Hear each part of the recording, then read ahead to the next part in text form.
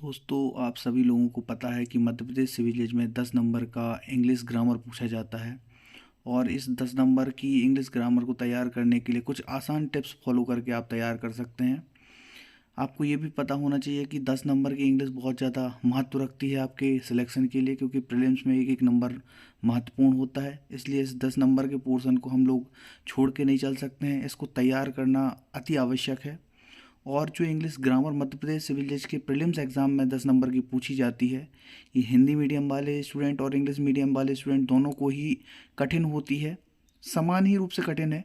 इसलिए दोनों ही जो छात्र होते हैं, हिंदी मीडियम और इंग्लिश मीडियम, दोनों को ही इस इंग्लिश पे थोड़ा सा एक्स्ट्रा वर्क करना होता है। आज हम लोग बात करने वाले हैं कि ये जो इंग्लिश जो मध्य प्रदेश सिविल जज की प्रीलिम्स एग्जाम में पूछी जाती है, इसमें प्रश्न कहाँ से बनते हैं और किस प्रकार के बनते हैं। तो सबसे पहले तो आपको ये पता होना चाहिए कि मध्य प्रदेश हाई कोर्ट के द्वारा जो है सिविल जज का एग्ज़ाम कंडक्ट करवाया जाता है, एडीजे का एग्ज़ाम कंडक्ट करवाया जाता है, स्टेनोग्राफर और लॉ क्लर्क और ऐसे बहुत सारे एग्ज़ाम कंडक्ट करवाए जाते हैं जिसमें जनरल इंग्लिश पूछी जाती है या इंग्लिश ग्रामर पूछी जाती है। तो वो प्रश्न जो पूछे जा चुके हैं प्रीवियस ईयर में, वो मध्य प्रदेश हाई कोर्ट की साइट पर आपको अवेलेबल हो जाते हैं। उन पेपर को आप डाउनलोड कर लें और उन इंग्लिश को जो पूछी गई है उसको आप लगाएं, उसको कंठस्थ कर लें। उसमें जो प्रश्न पूछे गए हैं उनको बिल्कुल आप रट लें, याद कर लें, तो आपको बहुत बड़ा पोर्शन वहाँ से तैयार हो जाता है। इसमें से आप ये मान के चलिएगा कि लगभग 10 में से जो है 5 या 7 नंबर के जो क्वेश्चन है वो रिपीटेड होते हैं, जो प्रीवियस ईयर में पूछे जा चुके हैं। इसके बाद प्रश्न ये उठता है कि जो बाकी प्रश्न बचे हुए हैं उनको हम कैसे तैयार कर सकते हैं। तो सबसे पहले तो आपको ये ध्यान रखना है कि इसमें पूछा क्या क्या जाता है। तो सबसे पहले one word substitution, antonyms, synonyms, article, preposition, correct spell word और फिल इन द ब्लैंक्स, ये कुछ पोर्शन आपसे पूछे जाते हैं।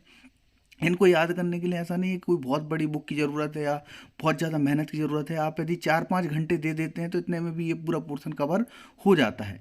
यदि आपके पास कोई पुरानी इंग्लिश ग्रामर की बुक पड़ी हुई है, चाहे वो 10th की हो चाहे 12th की हो, या इंग्लिश ग्रामर के लिए आपने कभी भी कोई बुक परचेज की हो, तो उसमें antonyms, synonyms, one word substitution, propositions, articles और कुछ फिल इन द ब्लैंक्स जो ग्रामेटिकल मिस्टेक या ग्रामेटिकल कंपोजिशन को लेके बनाए गए होते हैं, वो आपको आसानी से मिल जाते हैं। और इन जो क्वेश्चन दिए होते हैं इन बुक्स में, उन प्रश्नों में बहुत टाइम नहीं लगता है आपको याद करने में और उनको चीज़ें अपने दिमाग में समाहित करने में, तो आप उनसे बिल्कुल तैयार कर सकते हैं। एक चीज़ और मैं आपसे बोलना चाहूँगा कि जब आप एंटोनिम्स सिनोनिम्स तैयार करते हैं तो उनके इंग्लिश और हिंदी मीनिंग भी याद रखें, जिससे आप यदि उनमें कुछ चीज़ें बदल के आ जाती हैं या मान लीजिए कोई दूसरा वर्ड आ जाता है जो आपकी बुक में नहीं दिया गया है, तो वो भी आप सॉल्व कर पाते हैं यदि आपने उनके हिंदी इंग्लिश मीनिंग देख के उनको सॉल्व किया है।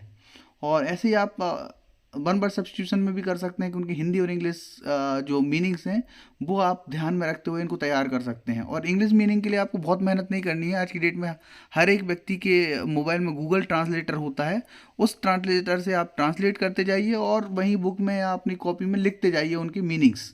तो इससे आपकी वोकैब्स भी मजबूत होंगे, जो बाद में आपको जाके ट्रांसलेशन के पेपर में भी काम में आएंगे। जो मध्य प्रदेश सिविल जज के मेंस में ट्रांसलेशन का जो है सेकंड पेपर होता है, उसमें भी ये सब चीज़ें आपके काम में आ जाएंगी।